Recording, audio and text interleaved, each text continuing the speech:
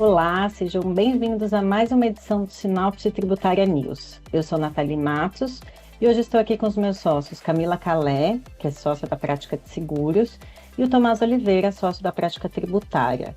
Vamos hoje seguir com a nossa série especial sobre a reforma tributária do consumo, dessa vez com foco nos impactos para o setor de seguros. Primeiro, para contextualizar os ouvintes, nós temos hoje aprovada a reforma tributária do consumo, que basicamente promove a extinção dos tributos atualmente existentes, ISS, ICMS, PIS, COFINS e IPI, e o substitui por dois novos tributos, o IBS, de competência dos estados e municípios, e a CBS, de âmbito federal, nesse modelo que é chamado de IVA dual. Temos, além disso, o imposto seletivo. A reforma tributária tem aí entre seus principais pilares simplificar a tributação sobre o consumo por meio de uma redução dos tributos e unificação, simplificação das regras.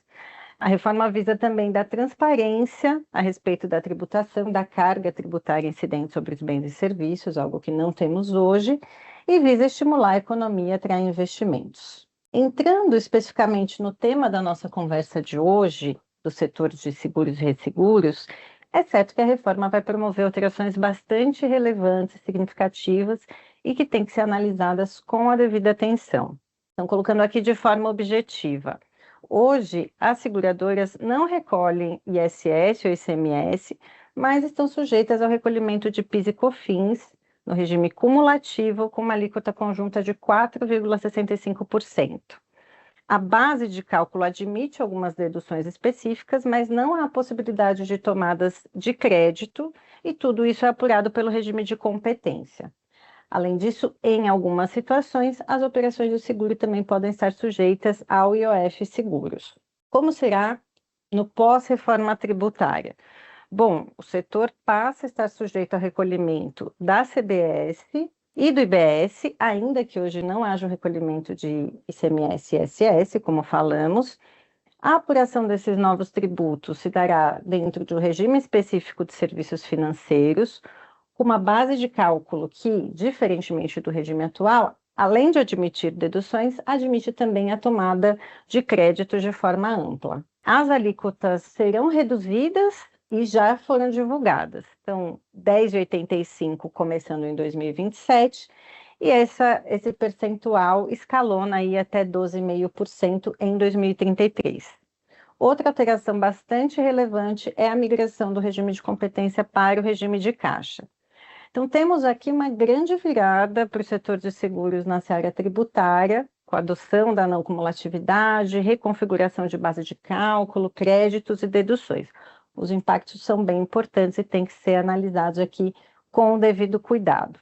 Dito isso, eu passo a palavra aqui para o Tomás para que ele comente um pouco essa questão dos créditos que eu tratei aqui brevemente.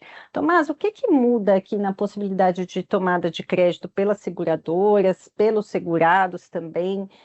Como isso se conversa com a redução da base, mas ao mesmo tempo o aumento das alíquotas? Enfim, comenta um pouco para a gente esse tema. Claro, muito obrigado, Nathalie, e primeiro de tudo, é um prazer estar participando aqui dessa conversa, de tratar um pouco de reforma do consumo para o setor de seguros, que é um setor que, lógico, como todos os outros, está sendo impactado, mas que está enfrentando muita novidade, né?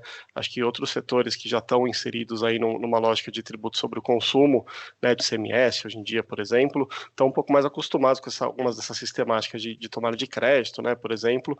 Para o setor de seguros tem muita coisa nova, então tem muito aprendizado aqui a ser feito, a gente espera poder auxiliar aí nessa jornada de aprendizado.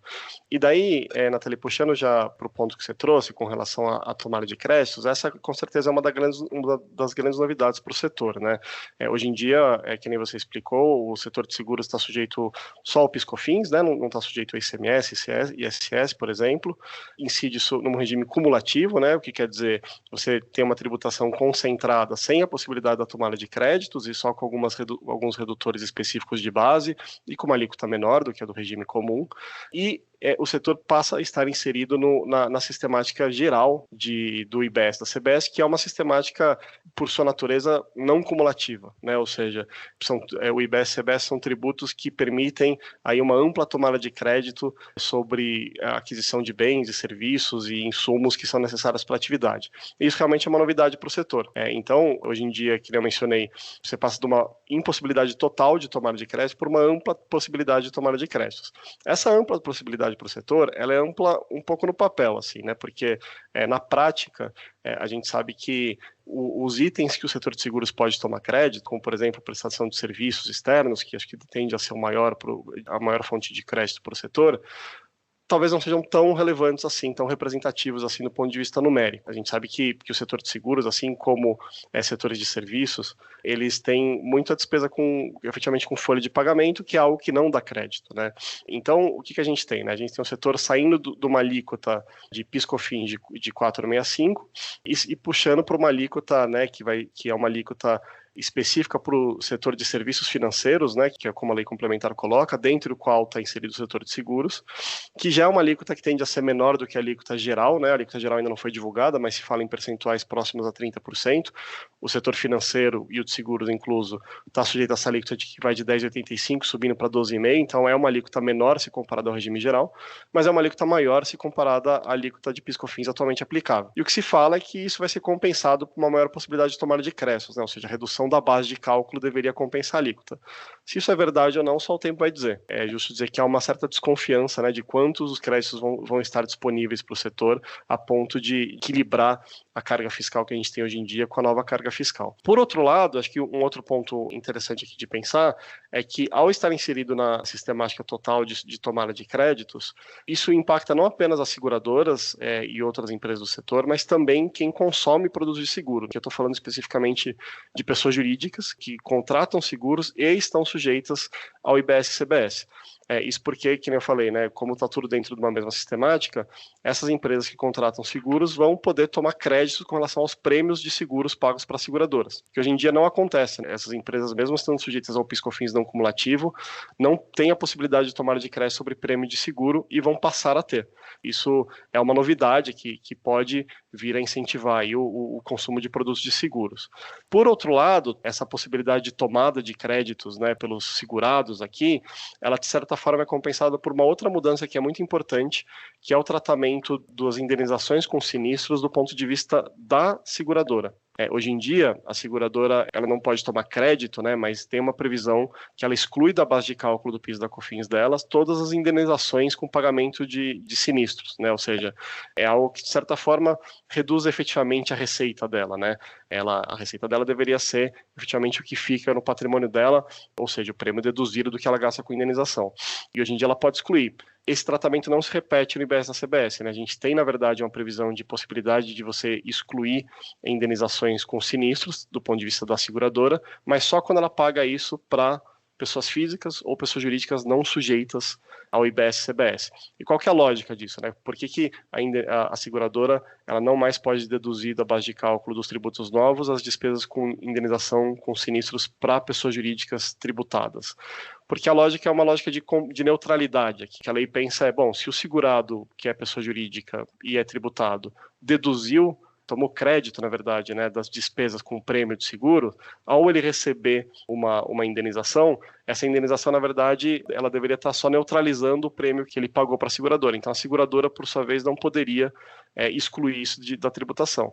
Mas aí toda uma discussão, acho que de lógica do setor, né, e lógica de alocação de carga entre segurado e seguradora, e de como o setor vai se organizar no futuro, que pode ser bem complexo aí. E nesse ponto, acho que eu passo a palavra para Camila Calé para comentar um pouco da visão dela para o setor. Olá, ouvintes, Nathalie, Tomás, prazer estar aqui falando com vocês. Como alguém que atua há muitos anos para o setor de seguros, é quase assustador ouvir todas essas mudanças, né? A gente tem uma primeira preocupação muito grande, que é realmente acomodar tudo isso dentro das supervisionadas pela SUSEP, então são empresas com negócios muito complexos, mas acomodar tudo isso principalmente num nível sistêmico, num momento em que existem outras questões também sendo acomodadas por essas empresas, como, por exemplo, SRO, Open Insurance. Então, aqui a gente está falando de um desafio muito grande de mudança, de controle, de olhar, né, revisitar contratos, né, então algo que precisa efetivamente começar a ser feito desde já e um mapeamento real daquilo que realmente vai impactar nas empresas e que precisa desde já ser feito e eventualmente já começar uma implementação aí o mais rápido possível. Então acho que a gente está entrando num momento, como o Tomás até falou no começo da fala dele, né, é muita coisa para fazer, tem muitas nuances, muitos detalhes sendo modificados, mas principalmente algumas questões relacionadas à estrutura do que sempre foi trabalhado, da forma como foi trabalhado e do como vai ficar para o futuro. Então, aqui, eu acho que a principal recomendação para os nossos clientes e para os nossos ouvintes é sim a hora de parar, é sim a hora de olhar para esse tema também, mais esse tema. A gente sabe que as empresas já estão com muita coisa para fazer, mas esse tema certamente tem a sua prioridade, deve ser olhado com muito cuidado, né, para poder ser adequado tanto em instrumentos contratuais quanto na própria operacionalização de como ele vai ficar dentro das seguradoras. Legal. Bom, a reforma tributária, em vários aspectos, e aqui não seria diferente, ela buscou colocar fim a uma série de discussões e litígios que vinham aí já há anos, né, envolvendo fisco e contribuintes. Aqui, especificamente, no setor de seguros, eu destacaria 2 temas que eu vou pedir para o Tomás comentar um pouquinho para a gente também. O primeiro deles seria a questão da possibilidade de dedução da base de cálculo de IBS e CBS das despesas com intermediários, como os corretores de seguros, estipulantes, representantes. E o segundo é um tema que é, assim, grande litígio que nós temos nos tribunais administrativos e também no judiciário, envolvendo as seguradoras, que é a questão da tributação por PIS e COFINS, né, no regime atual, das receitas financeiras dos ativos garantidores aí das reservas técnicas. A reforma veio, então, buscando resolver esses temas, nem sempre da melhor maneira, né, Tomás? Como é que ficou isso? Comenta um pouquinho para a gente, por favor. Claro, né, Nathalie, obrigado. Acho que esses 2 temas eles são bem relevantes, começando aqui pela questão da tributação das receitas dos ativos garantidores, só para explicar um pouquinho, né, do que a gente está falando, né. Hoje em dia as seguradoras elas precisam ali reservar uma parte do patrimônio dela justamente para ter uma garantia de cumprimento dos eventuais deveres delas que elas têm com indenizações, né. E, lógico, né, geralmente estamos falando, esses ativos geralmente são ativos financeiros, né, e obviamente a seguradora ela não vai simplesmente deixar o ativo parado ali numa conta corrente, ela geralmente aplica esses recursos e a aplicação desses recursos gera juros, né, gera rendimentos financeiros para as seguradoras. E hoje em dia a gente tem uma discussão que é até que ponto esses juros dessas receitas financeiras dos ativos garantidores têm que ser tributados pelo PIS/COFINS da seguradora. O argumento que as seguradoras fazem, que o mercado em geral faz, que é pela não tributação do PIS/COFINS sobre esses rendimentos, é de que na sistemática atual do PIS/COFINS cumulativo de seguradoras, elas deveriam tributar PIS/COFINS apenas sobre as receitas próprias das suas atividades. E uma receita financeira relativa à aplicação de recursos não decorre das suas atividades principais, não deveria ser vista como uma receita própria de uma seguradora. Logo, por uma questão dessa restrição da base de cálculo na regra, as seguradoras e o mercado como um todo vem defendendo há muitos anos de que essas receitas não deveriam ser tributadas por PIS/COFINS, né? O que ocorre é que a Receita Federal não concorda, né, com essa interpretação. Na visão da Receita Federal, esse tipo de rendimento faz parte das atividades corriqueiras dela, ainda que não seja ali a ponta da atividade fim da prestação do seguro, né, e deveria tributar o PIS/COFINS. Então, é uma discussão muito longa, que hoje em dia já está nos tribunais superiores, né, independente de uma definição final, mas, assim, fato é que é uma discussão que a reforma ela tentou resolver, né? A gente vê que o texto da lei complementar, em alguns pontos ele veio trazer uma nova mecânica, em alguns pontos ele foi destinado a resolver litígios antigos, né? Eu acho que aqui é um dos pontos. Só que ele resolveu em favor da Receita Federal, né, e da Fazenda Pública, né? Ou seja, agora a gente tem uma previsão expressa de que há incidência de IBS-CBS sobre as receitas financeiras de ativos garantidores, ou seja, agora está em lei complementar. Lógico, a discussão do passado não é afetada, né? Você pode continuar discutindo com relação ao PIS/COFINS de períodos anteriores, mas a partir do momento que as seguradoras estiverem sujeitas ao IBS-CBS, a gente vai ter a incidência do IBS-CBS sobre as receitas financeiras de ativos garantidores sem muita margem para discussão.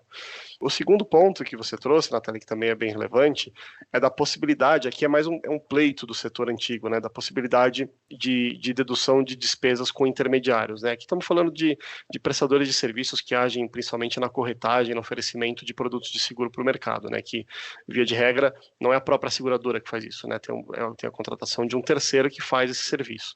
E hoje em dia a gente não tem uma previsão de exclusão, né, dessas despesas na base de cálculo do PIS e da COFINS, e é uma despesa relevante para o setor, né? Então é um pleito antigo aí da possibilidade dessa exclusão. Nesse ponto a lei complementar vem atender ao setor, né? Então piorou por um lado, mas nesse ponto melhora um pouco, que a gente tem a possibilidade expressa das seguradoras de descontarem da base de cálculo dos tributos as despesas com intermediador, né? Mas aqui, lógico que, assim como diversas outras mudanças que a lei complementar trouxe, ela não vem sem uma série de discussões e dúvidas. A gente tem muitas dúvidas práticas, né? Porque, teoricamente, aqui o IBS-CBS tem que ser recolhido no local da fruição do serviço, né? Então, as seguradoras, elas geralmente estão concentradas em algumas cidades grandes, né? Mas corretores tem pelo Brasil inteiro, né? Como é que isso vai funcionar na prática? Emissão de nota, enfim, tem muita discussão aqui que acho que é uma preocupação grande para o setor também, acho que como a Camila pode comentar para a gente. Sem dúvida, Tomás. Aqui é uma questão muito interessante, porque hoje a gente vai ter que. Hoje esses recolhimentos eles estão na sede dessas grandes corretoras ou na sede dessas corretoras de menor ou médio porte. O fato é, agora a gente vai ter que olhar para o município onde o serviço está sendo efetivamente tomado. Então, aqui a gente também está, de novo, falando de uma mudança operacional bastante importante que vai impactar toda a seguradora, vai impactar os intermediários de uma maneira geral também, e vão ter que esperar aí soluções e provavelmente soluções tecnológicas que venham trazer agilidade para essa grande mudança, mas isso é algo que é muito preocupante mesmo, porque até o momento a gente ainda não sabe exatamente o que serão essas soluções, mas estão todos na esperança de que venham soluções com bastante tecnologia para que a agilidade com relação a principalmente essa mudança, considerando um país do tamanho do Brasil, de dimensões continentais, ela seja uma solução que atenda aquilo que o país efetivamente reflete, que é o seu grande tamanho. Então, a gente precisa ter algo realmente importante vindo por parte do setor público para que as empresas possam efetivamente possam cumprir com aquilo que a reforma está propondo. Muito bom. Obrigada, Camila. E, por fim, eu acho que vale aqui a gente comentar alterações que são bastante significativas e que vão mexer na lógica da apuração propriamente dita e também na distribuição da carga tributária, pensando na cadeia de seguros como um todo. Um primeiro ponto, que eu acho que vale aqui o nosso comentário, já falei brevemente dele no começo aqui do nosso podcast, é a questão do regime de caixa, né? Nós temos atualmente o regime de competência aplicável para o setor e ele vai ser alterado para o regime de caixa. Como isso vai funcionar na prática? A gente está falando aqui de uma alteração estrutural bastante significativa. Outro ponto, que também vou passar aqui a bola para o Tomás comentar, é a questão da alíquota zero para o receita retrocessão, que está prevista aí na reforma tributária. A gente tem, com isso, não necessariamente um aumento de carga, até porque a reforma não se propõe a um aumento de carga, mas uma redistribuição dessa carga no setor. E isso altera contratos, isso altera relações estabelecidas em andamento, enfim. Desses pontos, né, Tomás, o que você acha que fica para a gente aí de lição, de desafios? Comenta um pouquinho, por favor. Claro, Nathalie, são pontos muito relevantes mesmo e vem nesse contexto de alterações sistêmicas grandes, né, que a gente tem comentado. Acho que o regime de caixa, que nem você mesmo já pontuou, é uma mudança radical aqui da forma de apurar os tributos, né? Então, de novo, o setor de seguros é um setor que há muitos anos está sujeito ao regime de competência, né, de apuração conforme a contabilidade, e que agora, de repente, se vê num novo universo de apuração conforme regime de caixa, né? E com isso vem todas as dúvidas de adaptação de sistema e de como isso vai funcionar na prática, que a Camila até já tinha comentado, né? A gente tem mais dúvida do que resposta no momento. Lógico, né, que a gente já falou, acho que a reforma está num momento que tem muita coisa para ser implementada aí, tanto do ponto de vista de regulamentação, quanto do ponto de vista de sistema, de tecnologia, que a Camila mencionou. A gente sabe que o governo está investindo bastante em tecnologia nesse ponto, mas o tema está urgente, né? A gente tem, a partir de 26, 27, já começa a transição do PIS/COFINS, as seguradoras já começam, a partir de 27, estar plenamente sujeitas ao IBS e à CBS, e não mais ao PIS/COFINS. Então, assim, o tempo está ficando exíguo para sair esse monte de novidade para todo mundo se adaptar. Então, tem muita expectativa ao redor dessa questão. Com relação ao ponto de resseguro e retrocessão que a Nathalie trouxe, aqui realmente acho que o ponto é esse, né? É uma lógica de mudança de alocação de carga tributária. E como é que isso ocorre, né? Hoje em dia, a gente tem um sistema que, quando eu tenho, por exemplo, uma cadeia de resseguro, cada ente da cadeia tributa o prêmio que é atribuível a si, né? Então, por exemplo, a resseguradora, ela vai ser contratada para prestar um seguro, ela recebe um prêmio. Se ela realocar parte do risco via contratação de um resseguro como uma resseguradora, a seguradora ela pode excluir, né, deduzir da apuração do PIS/COFINS dela o valor que ela paga com o prêmio para a resseguradora, de forma que ela só vai tributar efetivamente o prêmio líquido dos riscos que estão com ela.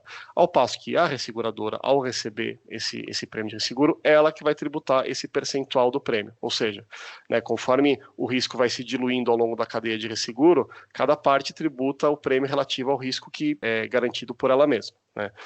A lógica na reforma tributária ela é totalmente diferente. Ela traz uma concentração de tributação na seguradora.